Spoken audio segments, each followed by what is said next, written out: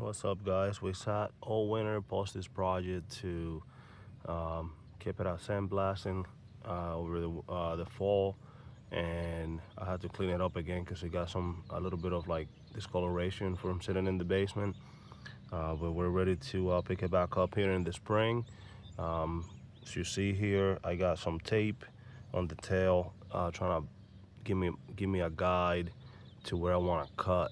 I'm gonna get it ready. I'm getting ready here to cut the tail to keep moving with this project. Then paint this frame and get it ready to throw the engine back in it. But I wanted to go ahead and take some of the start cutting some of the stuff I'm not gonna use. So I know the tail is gonna go. There's some other things where little hooks here and there that I know I'm not gonna use. That I want to cut off, like the things where the covers go right here, like this little thing here. I'm not gonna use that, so I'm gonna try to shave that off, clean it up a little bit. I want to throw some rust inhibitor in there, or rust converter, cover up some of the frame, and yeah, I mean, we're gonna get going here. We're gonna make that little cut. We don't have a lot of time today, so just trying to do one little thing at a time until we accomplish what we're trying to do.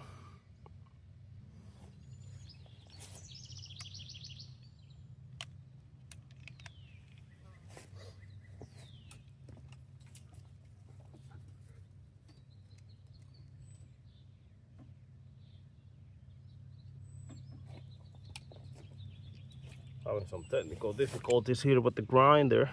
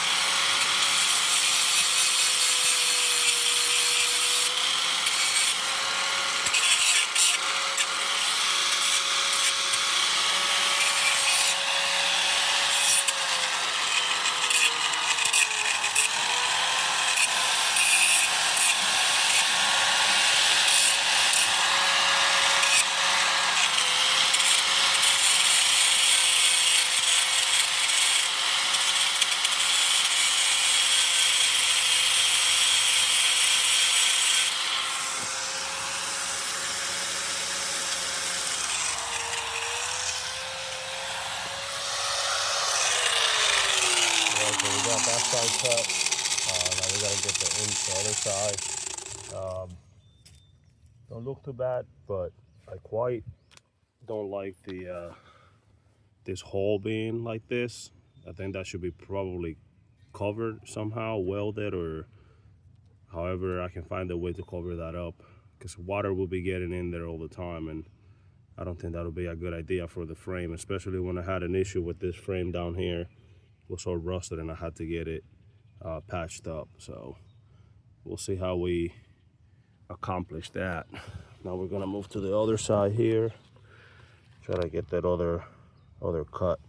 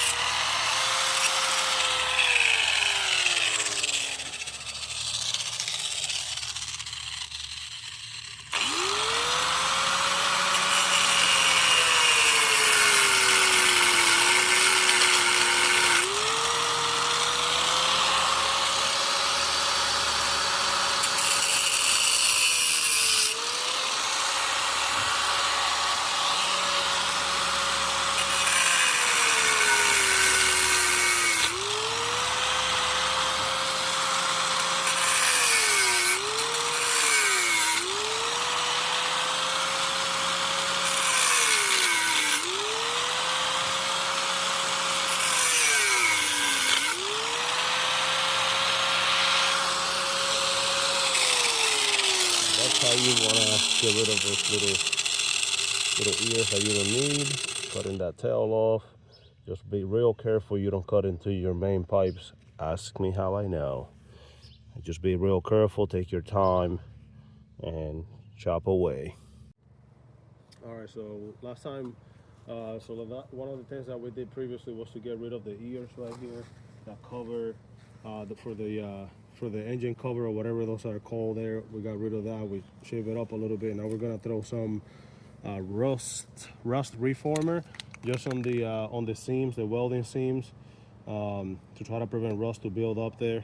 Then we're gonna prime it with this here, and I'm not even sure if I'm gonna paint it today, but I at least want to get this on because I'm tired of cleaning this thing up and you start developing these little spots. Use some cleaner, general cleaner, purpose cleaner to clean the frame surface itself. And now we're getting ready to give it a little coat and see how this thing starts looking, because I know once I get this done, I'm gonna be that much closer to just starting the rebuilding process back. So I'm gonna start with this guy here.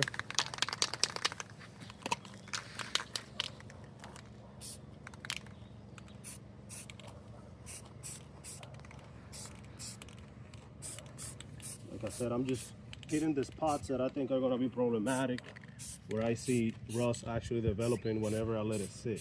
So I'm not gonna cover the whole thing in it because I think it's unnecessary.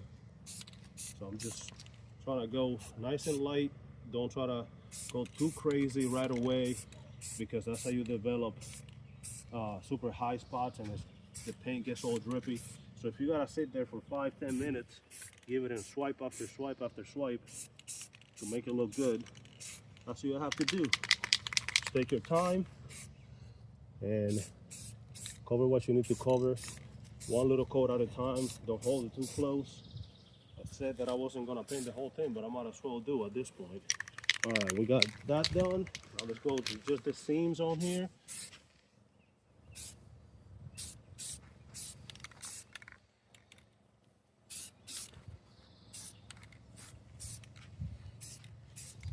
Because that's what it seems to get all the rust. You saw what I did there. My camera lady seems like she's recording the wind and not what we're doing here.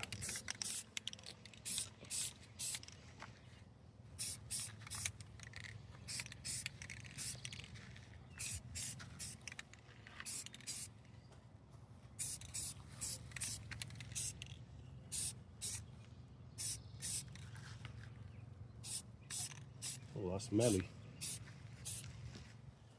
Got neck in there.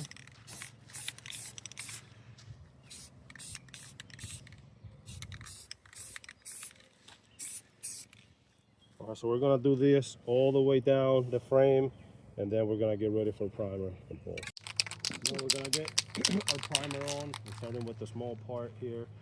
I think this is a good 10 to 12 inches apart from it. Get a light good coat here.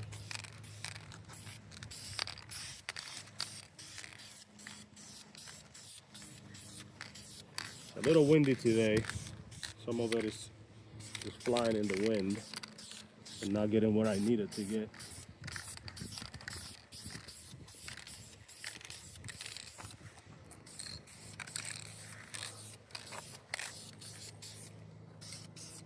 Got my daughter helping me out today with the filming, making it a little easier.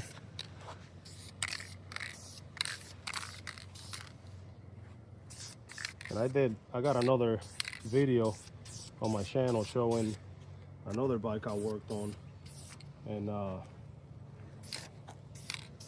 how sometimes when you paint, some of this paint gets in the threads, and it's a little tough to get the screws back in, or the bolts back in place after that, but you can get it done. If you want, you can cover them and avoid painting it.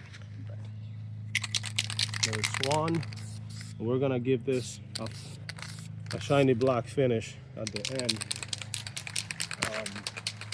I'm not sure if I'll get to that today, but that's what's gonna be the final paint. So I'm gonna keep doing this, finish up, and we'll be back in a second.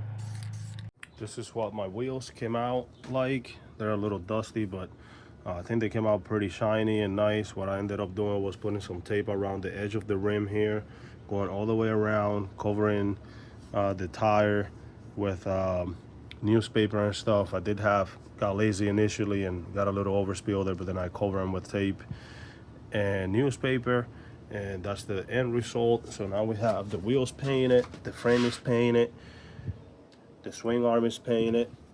That's the front wheel, this is the rear wheel. Everything looks, just gotta clean out the silver part, and that'll be okay, but not to worry about that. And then after that, we're gonna try to get this nice and shiny. Same for this guy here. That's the drivetrain at the end there. And then once we have all that, then we'll start putting the bike back together. But that's the painting portion of this. Getting ready to paint the fan and the case for the fan, along with the radiator edges. I'm gonna try to stay away from the radiator fins to maximize my airflow through there, but that's pretty much it. And the next step will be showing the process to get the bike back together.